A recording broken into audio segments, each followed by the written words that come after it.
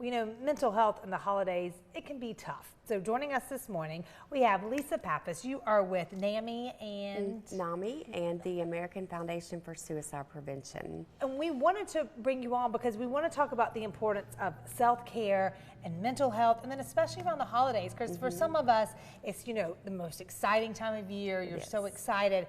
And it kind of makes you think, oh my gosh, last year was someone super excited, but this year the circumstances could be different. Could be different, yes. I've lost 2 children. So I lost my daughter in a car accident and my son to suicide within 5 years. Oh gosh, Lisa. So what I have done with my grief is turn it into trying to help others. Yeah. Trying to help deal with anxiety and depression and grief. And so a lot of times, this year may be someone's first year without their loved one, and it's okay. It's okay to not go to every single party. It's okay to say no.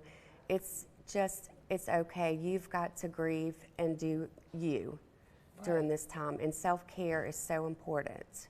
And when we talk about self-care, what are some things that you mean or that we can do? So you can go for a walk. And I know this sounds cliche, but if you're having a moment, just take some deep breaths. Try to clear your mind. Maybe go outside.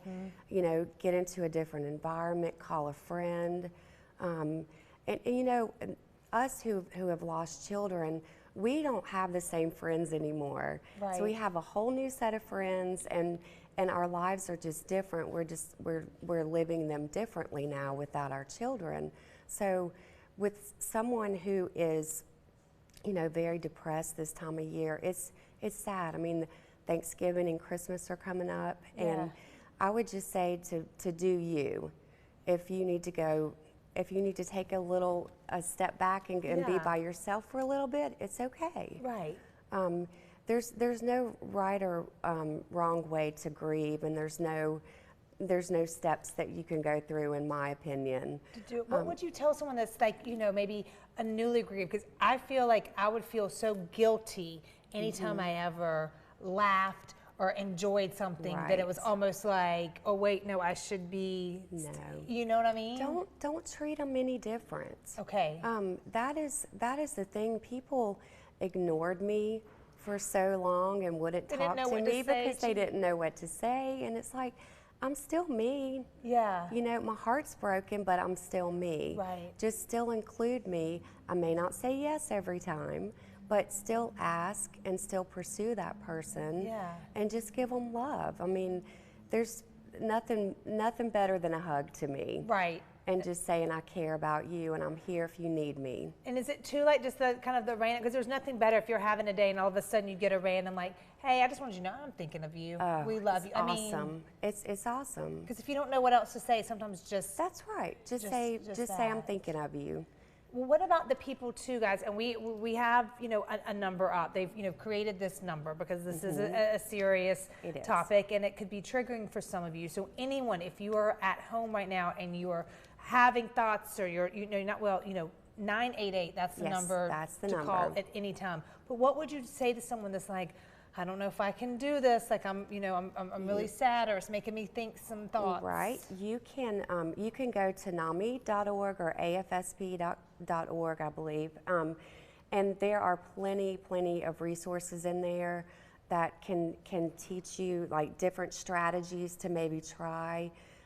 There are counselors. 988 is really, you don't have to be in a crisis situation. If you are having thoughts of suicide, then you can call and someone can talk to you and just talk to you. Sometimes people just need to be listened to. Yes, and they just want to be heard. And sometimes they want to speak to someone who's kind of been in that same situation, who truly understands. Yeah. So there are many resources out there. We also have a mobile crisis unit here in South Carolina. I'm not sure if you know about that, but if you were in crisis, 24/7, they will actually send a counselor to you to evaluate your situation and decide maybe if you need to go to the hospital now, or maybe you can wait until the morning.